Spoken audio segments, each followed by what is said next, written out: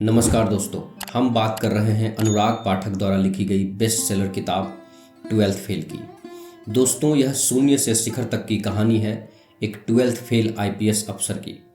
12वीं की परीक्षा में फेल होने वाला कैसे देश की सबसे बड़ी परीक्षा को पास करता है और उसका यह सफ़र कैसा था, ट्वेल्थ फेल किताब में पढ़ सकते हैं। लेखक अनुराग पाठक ने बड़ी बेहतरीन तरीके से आईपीएस मनोज शर्मा के तैयारी के दिनों का वर्णन किया है। एक लड़का जिसने पढ़ाई लिखाई छोड़कर अपने कस्बे के चौराहे पर टेम्पो चलाने का फैसला कर लिया था, उसे कहाँ से ऐसा मोटिवेशन मिला कि एक दिन वो देश की सबसे बड़ी परीक्षा को पास कर गया। यह किताब मनोज कुमार शर्मा के आईपीएस अधिकारी बनने की यात्रा को दर्शाती है। दोस्तों, ये वीडियो का सेकेंड पार्ट है। इस वीडियो के बाकी सभी पार्ट्स का लिंक नीचे डिस्क्रिप्शन में दे दिया हूँ। इस वीडियो को देखने के बाद आप बाकी पार्ट्स को जरूर देखें। तो चलिए शुरू करते हैं। थानेदार मनोज और उनके भाई दोनों को जेल में बंद कर देता है। मनोज और दीपक दोनों के पैरों तले जमीन खिसक गई। दोनों रात भर बैठकर रोते रहते हैं। मनोज और दीपक का रो रो कर बुरा हाल हो रहा था। दोनों डर से कांप रहे थे। फिर सुबह दोनों को छोड़ दिया जाता है और थानेदार बोलता है कि निकल जाओ यहाँ से बहुत तेजी से, और टेम्पो तो अब कोर्ट से ही मिलेगा। दोनों जान बचाकर भागे। वहां से घर करीब 10 किलोमीटर दूर था। दोनों पैदल घर जाते हैं। माताजी को सारी बात बताते हैं। मनोज माँ को देखकर फूट फूट कर रोता है। माताजी बहुत ज़्यादा दुखी होती है। घर पे रात भर मनोज जागता रहा। जिन सपनों को लेकर मनोज ने व्यवसाय शुरू किया था, वह सपना टूट चुका था। मनोज का दोस्त राकेश मनोज को कहता है कि मैंने सुना है कि एसडीएम दुष्यंत सिंह गरीबों की सुनता है। बड़ी तारीफ सुनी है। तुम एसडीएम दुष्यंत सिंह से मिल लो, हो सकता है कि तुम्हारी टेम्पो छूट जाए। इस सलाह में मनोज को एक नई उम्मीद नजर आई। मनोज और दीपक अपनी टेम्पो छुड़वाने एसडीएम साहब के पास जाता है। वहां दोनों पहुंचते हैं और उन्हें एक पर्ची मिलती है जिसमें अपना नाम और एसडीएम से मिलने का कारण लिखना होता है।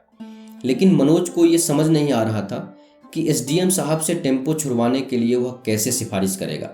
मनोज पर्ची पर टेम्पो छुड़वाना है नहीं लिख पाता है। उसे लगता है कि ऐसा लिखने से हो सकता है कि एसडीएम साहब उसे बुलाए ही नहीं, इसलिए उसने पर्ची पर मिलने का एक अलग ही कारण लिख देता है। वह लिखता है कि कैरियर और पढ़ाई के बारे में कुछ बात करनी है। उसने सोचा कि मौका मिलते ही टेम्पो छुड़वाने की भी बात कर लेगा। दोनों अंदर पहुंचते हैं। एसडीएम दुष्यंत सिंह मनोज को अंदर आते देख मुस्कुराते हुए अपने स्टाफ से कहते हैं कि ये मनोज है, जौरा का बेस्ट कमेंटेटर। एसडीएम साहब के इस व्यवहार से मनोज का मन खुशी और गर्व से भर गया। मनोज की बारी आने से पहले वहां एक व्यक्ति खड़ा है और उसके सामने वही थानेदार खड़ा है और दिनेश खड़ा है जिसने मनोज और उसके भाई को फंसाया था। दिनेश फिर से रट्टू तोते की तरह बोलता है, मैं रास्ते में जा रहा था और इस व्यक्ति ने मुझे गोली मारने की कोशिश की थी। मनोज समझ जाता है दोनों मिले हुए हैं। मन में यह सोचता है कि बेचारा ये व्यक्ति अब फंस जाएगा। लेकिन एसडीएम साहब समझ जाते हैं कि दिनेश झूठ बोल रहा है और कहते हैं, दिनेश, तुम्हें ये सब कहने के कितने रुपये मिलते हैं? दोनों समझ जाते हैं कि उनकी चोरी पकड़ी गई। ये सुनकर मनोज बहुत ज़्यादा हैरान हो जाता है और मन में सोचता है कि दुनिया में सब बेईमान नहीं है। एसडीएम साहब आदेश देते हैं कि ये केस झूठी है, इसे खत्म किया जाए और थानेदार पर डिपार्टमेंटल इंक्वायरी चलाई जाए। मनोज यह सब देखकर अभिभूत हो गया। जब मनोज की बारी आती है तो मनोज अपनी टेम्पो की बात तो नहीं करता, बल्कि कहता है कि सर, मैं आपके जैसा बनना चाहता हूँ। वह पूछता है कि सर, एसडीएम यानी डिप्टी कलेक्टर बनने के लिए क्या करना पड़ता है? दुष्यंत सिंह उसे बताते हैं कि तुम्हें पीएससी का एग्जाम पास करना होगा। इसके बाद पीएससी की परीक्षा पद्धति और पढ़ाई के तरीकों के बारे में देर तक मनोज को बताते रहे। फिर मनोज मन में ठान लेता है कि उसे अब एसडीएम ही बनना है। मनोज अपने इस सपने को मन में बसाए घर लौट आता है। टेम्पो छुड़ाने की कोई सिफारिश नहीं हो पाई। मनोज जब गांव में जाकर ये बात बताता है कि मेरी इच्छा दुष्यंत सिंह सर जैसा एसडीएम बनने की है, तो विष्णु उस पर हंसता है और कहता है, 12वीं कक्षा तो पास नहीं हुआ तुझसे और तू डिप्टी कलेक्टर बनेगा। वहीं मनोज का एक दोस्त खड़ा होता है जिसका नाम राकेश है। वो बोलता है, तो क्या हुआ, एसडीएम इंसान ही बनते हैं, बन जाएगा ये भी। राकेश हमेशा मनोज को उत्साहित करता रहता था, लेकिन विष्णु फिर कहता है, मनोज, तू अपनी औकात में रहकर बात करो। एसडीएम तो बहुत दूर की बात है, तुम तो पटवारी भी नहीं बन सकते, 12वीं भी पास नहीं कर पाए तुम। विष्णु की बात सुनकर मनोज का सपना चकनाचूर होने लगा। लेकिन राकेश तब भी यही कह रहा था कि आदमी मेहनत करे तो कुछ भी हासिल कर सकता है। मनोज माताजी से 2000 रुपये और हाथ में एक थैला लेकर रिश्ते के एक चाचा मूलचंद के साथ ग्वालियर आ जाता है अपना कॉलेज पूरा करने। वहाँ उसके चाचा जी का साला त्रिलोक और उसका एक दोस्त केशव पहले से ही पढ़ रहे होते हैं। त्रिलोक के कमरे पर पहुंचकर चाचा ने कहा, त्रिलोक, मनोज को अपने साथ रख लो, ये यहाँ बीए करेगा। गणित से 12वीं की परीक्षा फेल होने के बाद मनोज ने दोबारा 12वीं की परीक्षा 8 विषय लेकर 55% से पास कर ली थी। अंग्रेजी में पासिंग मार्क्स आ गए थे। बीए करने के लिए मनोज ग्वालियर आ गया। दीपक ने थानेदार को 2000 रुपये देकर टेम्पो छुड़वा लिया था और वह अब भी जौरा से मुरैना टेम्पो चला रहा था। मनोज का एडमिशन एलएलबी कॉलेज में हो गया और वह त्रिलोक के रूम पर ही रहने लगा। उस समय वहां एक कमरे में सिर्फ 1 या 2 लोग ही रहा करते थे, लेकिन अब 3 हो गए थे और ये बात केशव को पसंद नहीं आती थी। एक दिन केशव ने मनोज से कह ही दिया, मनोज, तुम अपने लिए जल्दी अलग कमरा देख लो, 3 लोगों के एक कमरे में रहने से मेरी पढ़ाई डिस्टर्ब होती है। मनोज ने केशव को आश्वासन दिया कि वह जल्दी ही अलग कमरा किराए पर ले लेगा। लेकिन जब त्रिलोक को इस बात का पता चला तो उसने मनोज से अलग रहने से मना कर दिया। त्रिलोक ने केशव को आड़े हाथों लिया। केशव, 3 लोग आराम से रह सकते हैं इस कमरे में। मनोज ग्वालियर में नया है, इसलिए पहली साल तो ये मेरे साथ ही रहेगा। त्रिलोक ने मनोज को अपनी जिम्मेदारी मानते हुए केशव से स्पष्ट कह दिया। त्रिलोक के निर्णय के विरोध में केशव कुछ नहीं कह पाया, लेकिन वह मनोज से चिढ़ने लगा। एक सुबह त्रिलोक किसी काम से अपने गांव चला गया। मनोज कॉलेज चला गया। केशव अकेला कमरे पर रह गया। मनोज को आज कॉलेज में शाम के 4 बज गए। कमरे पर पहुंचकर उसने देखा कि कमरे पर ताला लगा हुआ है। वह वहीं बैठकर केशव का इंतजार करने लगा। मनोज ने सोचा कि शायद केशव कहीं गया होगा, आ जाएगा थोड़ी ही देर में। इंतजार करते करते 2 घंटे बीत गए तो उसकी चिंता बढ़ने लगी। उसे केशव के एक दोस्त के बारे में पता था जो पास ही रहता था। केशव के दोस्त के घर जाकर उसे पता चला कि केशव तो अपने गांव चला गया है। 2 दिन तक मनोज बाहर भटकता रहता है और रात को कॉलेज के पास के एक मंदिर पे बैठकर रात गुजारता है। उसके पास सिर्फ 20 रुपये होते हैं, जिससे वो एक दिन छोले भटूरे खा लेता है। अब तीसरा दिन भी हो जाता है। मनोज 3 दिन तक भूखा रहता है और सोने का भी कोई ठिकाना नहीं रहता। उसके आंखों के नीचे काले धब्बे पड़ जाते हैं। भूख से बेहाल मनोज के शरीर में ताकत ही नहीं बची थी। चलते चलते एक ढाबा सावित्री भोजनालय के सामने जाकर मनोज रुकता है और उसके मालिक से बोलता है कि मेरे पास पैसे नहीं हैं, आप मुझे कुछ खाने को दे दीजिए, मैं उसके बदले आपके ढाबे पर कुछ काम कर दूंगा। ढाबे के मालिक को दया आती है और वह मनोज को खाना दे देता है। फिर मनोज वहां 1 घंटे तक बर्तन धोता है। मनोज ने वापस आकर होटल के मालिक से कहा, भोजन के लिए आपका बहुत बहुत धन्यवाद। इसी दौरान मनोज का दोस्त रविकांत जब इस ढाबे पर आता है तो ढाबे का मालिक उसे सब कुछ बता देता है। रविकांत ने मनोज से कहा, मनोज, 3 दिन से तुम बाहर भटक रहे थे, तुम्हें एक बार अपनी परेशानी मुझे बतानी तो चाहिए थी। मनोज रविकांत की बात सुनकर भावुक हो गया। उसने रविकांत से कहा, ये तो जीवन के अनुभव हैं जो मुझे मजबूत बनाते हैं, इसमें परेशानी कैसी? कितने ही लोग रात को खुली छत के नीचे सोते हैं, कितने ही भूखे पेट सोते हैं। इन 3 दिनों में मैं उस गरीब और दुखी वर्ग के और अधिक नजदीक पहुंचा।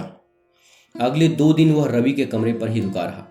रविकांत द्विवेदी इंग्लिश लिटरेचर में बीए कर रहा था। रविकांत का लक्ष्य किसी कॉलेज में इंग्लिश का प्रोफेसर बनना था। रविकांत के एक गुरुजी तिवारी सर नया बाजार में कमरा लेकर रहते थे। वे नया बाजार में ही एक हॉल किराए पर लेकर इंग्लिश स्पीकिंग और ग्रामर की कोचिंग चलाते थे। रविकांत ने मनोज से कहा, तिवारी सर को एक रूम पार्टनर की जरूरत है। उनके कमरे का किराया 500 रुपये है, आधे तुम दे देना, वे तुम्हें इंग्लिश भी पढ़ा दिया करेंगे। मनोज को यह प्रस्ताव अच्छा लगा। वह त्रिलोकी के कमरे से अपना सूटकेस और दरी लेकर तिवारी सर के कमरे पर आ गए। तिवारी सर नाटे कद के 30 साल के युवा थे। मनोज ने उन्हें इंग्लिश का गुरु मानते हुए उनके पैर छू लिए। उसे उम्मीद थी कि उसकी इंग्लिश अब सुधर जाएगी। उसने अपनी दरी को जमीन पर बिछा लिया उसे एक स्थायी कमरा और एक योग्य इंग्लिश गुरु मिल गया। तिवारी सर को एक वर्कर मिल गया था। अब मनोज की नई दिनचर्या शुरू हो गई। सुबह 7 बजे दूध गर्म करके गुरुजी को देना, फिर कॉलेज जाने से पूर्व रोटी और सब्जी बनाना, शाम को फिर खाना बनाना। गुरुजी कोचिंग से थके हारे आते और आकर अपनी चारपाई पर लेट जाते। एक दिन शाम को मनोज ने थके हारे गुरुजी से कहा, सर मुझे शेक्सपियर का नाटक मैकबेथ पढ़ा दीजिए, मुझे कुछ भी समझ नहीं आ रहा। गुरुजी थकान महसूस कर रहे थे। उन्होंने कहा, पढ़ा देंगे, आज तो मैं बहुत थक गया हूँ, एक काम कर दो, मेरे तलवे दर्द कर रहे हैं, उन्हें थोड़ा दबा दो। गुरु की सेवा करने में मनोज को कोई संकोच नहीं था। इस सेवा के द्वार से ही ज्ञान की प्राप्ति होगी, ऐसा मनोज सोच रहा था। मालिश का आनंद लेते हुए गुरुजी ने उसे एक प्रस्ताव दिया, तुम कल से मेरी क्लास में आना शुरू करो, शाम को खाना बनाकर 7 बजे के बैच में तुम आ जाया करो। नया बैच है, सब तुम्हारी उम्र के लड़के लड़कियां हैं। मनोज को यह प्रस्ताव उपयोगी लगा। गुरुजी उसे फ्री में कोचिंग देने वाले थे, इसलिए उन्होंने नहाने के बाद अपने कपड़े धोना बंद कर दिए। मनोज बाथरूम में नहाने जाता तो पहले गुरुजी के कपड़े धोकर सूखने डाल देता। शाम को वह इंग्लिश की कोचिंग जाने लगा। गुरुजी अपने कोचिंग की एक लड़की मोना को पसंद करते थे, लेकिन मोना गुरुजी पर ध्यान नहीं देती थी। इन दिनों मनोज का सीधापन मोना को भाने लगा था। मोना अक्सर कॉपी, पेन और नोट्स अदला बदली के बहाने मनोज से बात कर लिया करती थी। गुरुजी ईर्ष्या में जलने लगे। उन्हें मनोज पर क्रोध आने लगा। एक दिन मनोज के जन्मदिन पर मोना ने मनोज को बर्थडे विश किया और एक ग्रीटिंग कार्ड भी दिया। रात को तिवारी सर कमरे पर आए। मनोज कुर्सी टेबल पर बैठा पढ़ रहा था। मोना का ग्रीटिंग कार्ड वहीं टेबल पर रखा हुआ था। कई महीने से वह तिवारी सर की सेवा कर रहा था, लेकिन आज तिवारी सर की ईर्ष्या चरम पर थी। उन्होंने क्रोध में जलते हुए मनोज से उल्टा सीधा कहना शुरू कर दिया।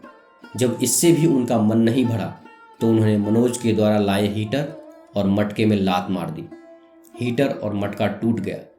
तिवारी सर ने गुस्से में मोना द्वारा मनोज को दिया गया ग्रीटिंग कार्ड भी फाड़ कर फेंक दिया और उसे कमरा खाली करने का अल्टीमेटम दे दिया। मनोज की आंखों से आंसू बहने लगे। वह दुखी मन से अपना सामान समेटने लगा। अपना सामान उठाकर जैसे ही वह बाहर निकला, तिवारी सर ने जोर से दरवाजा बंद कर दिया। मनोज कुछ दिनों के लिए अपने गांव चला गया। पिता जब से गए थे तब से मनोज एक बार भी गांव नहीं आया था, पर पिता ने इस बार कुछ पैसे घर भेज दिए थे, जिससे अब आर्थिक परेशानी कुछ कम हो गई थी। दीपक अभी भी टेम्पो चला रहा था। माँ ने उसे वापस ग्वालियर जाते समय आगे के खर्च के लिए 1000 रुपये दिए। बीए फर्स्ट ईयर की परीक्षा नज़दीक थी। जीवाजी गंज नाले के पास बसी हुई बस्ती टोपे वाले मोहल्ले में रहने आ गया। जब से उसने तिवारी सर का कमरा छोड़ा, उसे मोना फिर कभी नहीं मिली। छोटे से ग्वालियर में और बड़ी सी दुनिया में फिर कभी मोना और मनोज एक दूसरे से नहीं मिले। बीए फाइनल की परीक्षा हो गई। मनोज ने 55% से बीए पास कर लिया। इंग्लिश लिटरेचर में हमेशा की तरह पासिंग मार्क्स आए। उसने अपनी डायरी में लिखा, अब मुझे पीएससी के मैदान में कूदना है। पता नहीं कब और कैसे सफल होऊंगा, पर जानता हूँ आगे के 2 साल मुझे कड़ी मेहनत करना है। तैयारी पूरी न होने के बावजूद उसने बीए पास होते ही अनुभव लेने के लिए पीएससी का फॉर्म भर दिया। प्रीलिम्स परीक्षा का केंद्र नई सड़क पर माधव कॉलेज में था।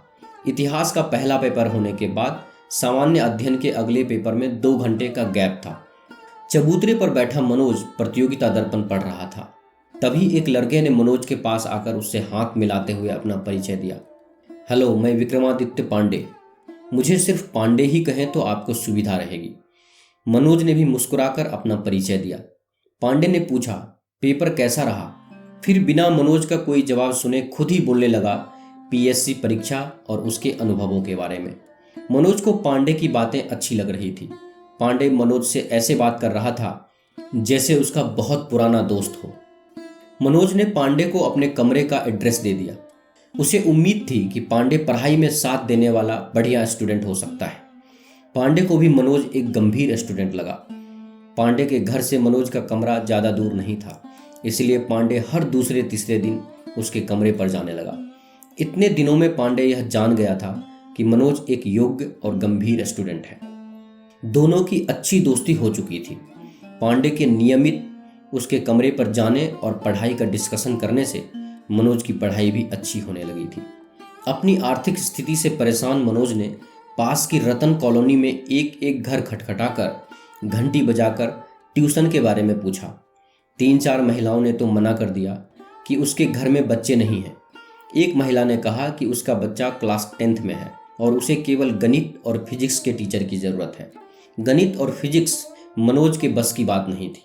एक महिला ने कहा कि उसके बच्चे इंग्लिश मीडियम के विद्यार्थी हैं, वह पूरा सिलेबस इंग्लिश मीडियम में नहीं पढ़ा सकता था। कई दिनों तक घर घर जाकर ट्यूशन मांगने के बावजूद उसे एक भी ट्यूशन का काम नहीं मिला। दोस्तों, आप देख रहे हैं 12th फेल बुक की समरी। यह समरी आपको कैसी लगी कृपया हमें नीचे कमेंट बॉक्स में कमेंट करके ज़रूर बताएं। अगर आपको यह समरी अच्छा लगा हो तो इसे अपने दोस्तों और फैमिली मेम्बर्स के साथ अवश्य शेयर करें और हमारे लेटेस्ट वीडियो को देखने के लिए हमारे YouTube चैनल बुक्स प्ले को सब्सक्राइब करें। धन्यवाद।